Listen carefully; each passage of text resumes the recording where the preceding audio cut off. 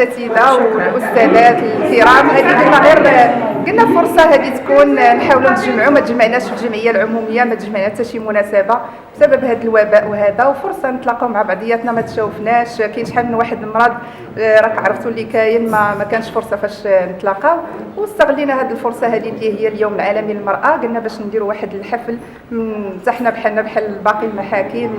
عاده كنا دائما راكم عرفتوا بان المحكمه المدنيه دائما كانت هي النموذج والسباقه في هذا المجال. قلنا علاش لا يبقى هذا العرف هذا لينا كاملين، باش نشوفوا مع بعضياتنا، وفرصه باش نهنيو بعضياتنا. ومن هذا المنبر باش ما نطولش عليكم، عارفه الاخوات والاخوان عندهم جلسات ديال الزواج، كنتمنى لكم عيد سعيد بالصحه والسلامه وبالعافيه ان شاء الله، والله يجعل ايامنا كلها افراح ومسرات باذن الله. الله يبارك السلام عليكم. معكم السيدة آية الحاج عائشة، وكيلة الملك المحكمة الابتدائية المدنية بالدار البيضاء، رئيسة الجمعية المغربية للنساء القاضيات، وعضو اللجنة الجهوية لحقوق الإنسان جهة الدار البيضاء سطات.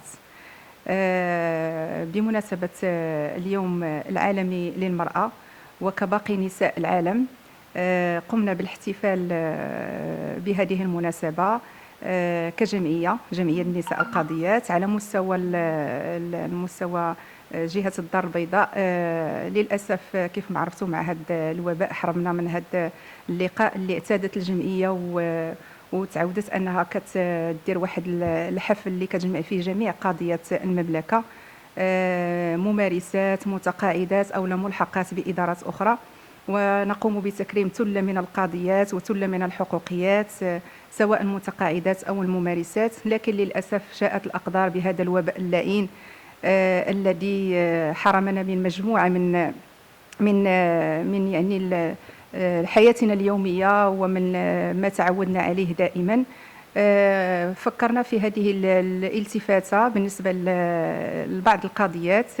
قمنا بالالتحاق بداية يوم 8 مارس اللي هو الاثنين، التحقنا بالمحكمة الاجتماعية للتواصل مع القاضيات هناك، المحكمة الاجتماعية بالدار البيضاء.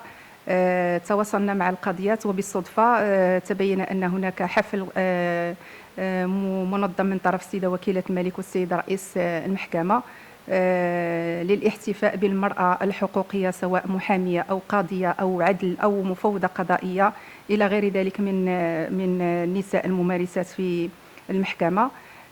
فور الانتهاء من التواصل مع القاضيات هناك، قمنا بالانتقال للمحكمة التجارية للتواصل مع باقي القاضيات سواء على مستوى الابتدائية أو على مستوى الاستئناف التجارية.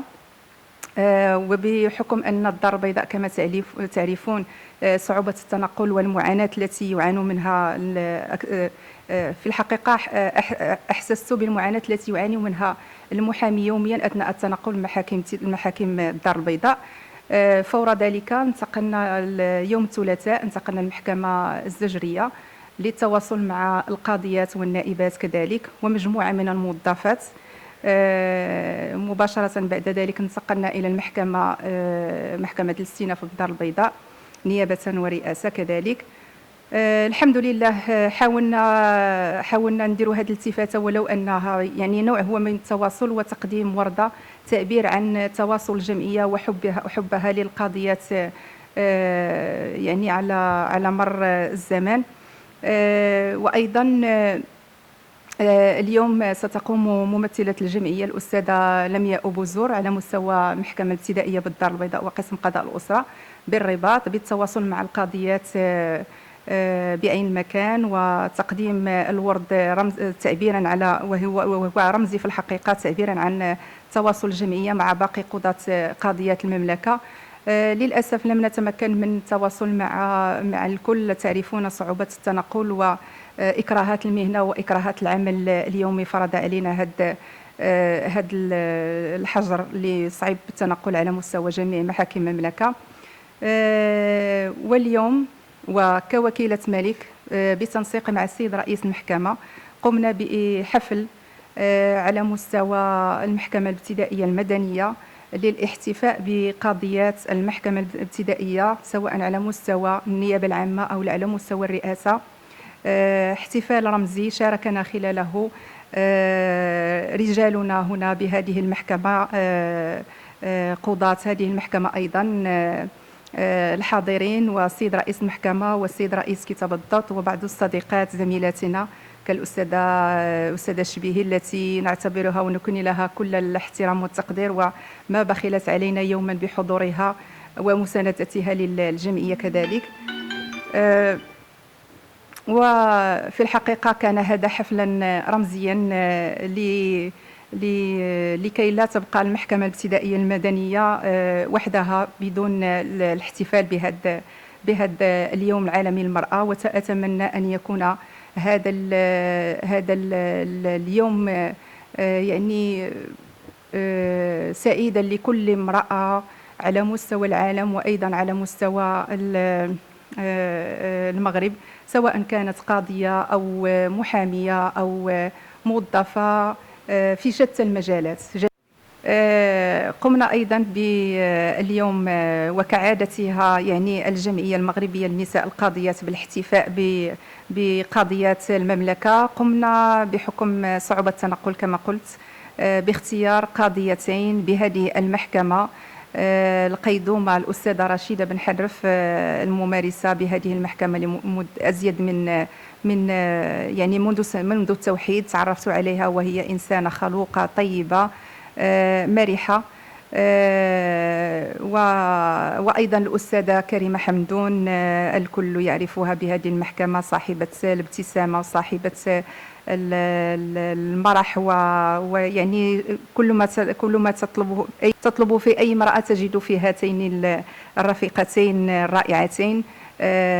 وتم بهذه المناسبة أتمنى للأستاذة كريمة حمدون الشفاء العاجل لترجع لنا لبسمتها كما عهدناها دائما.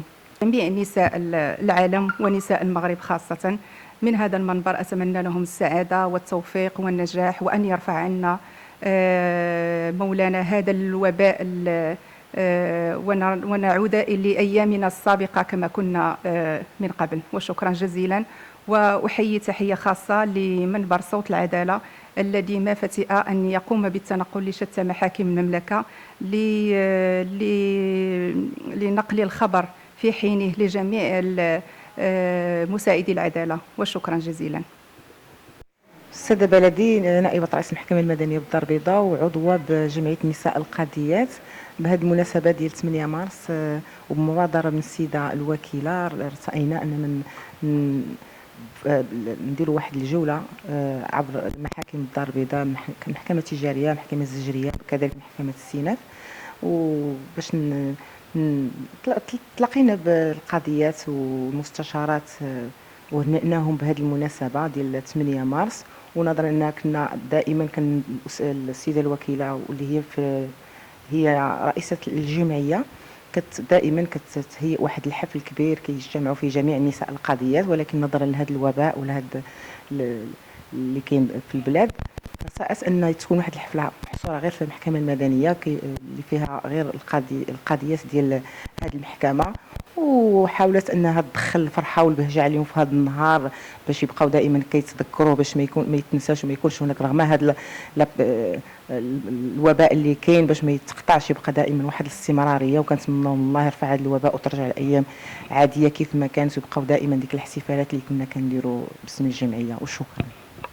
باش ما يكونش المهم باش ما تقلقوش علينا، وحده من هذا الكولوار الفوق وحده من هذا الكولوار هادشي اللي كاين يمين يسار.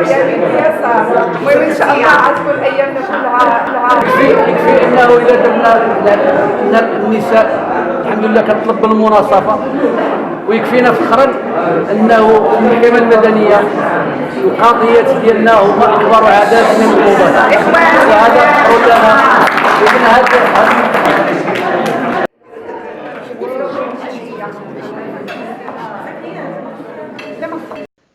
قبل ما تخرجوا ما تنسوش تفعلوا الجرس وتتابعونا على مواقع التواصل الاجتماعي باش يوصلكم دائما جديد صوت العدالة.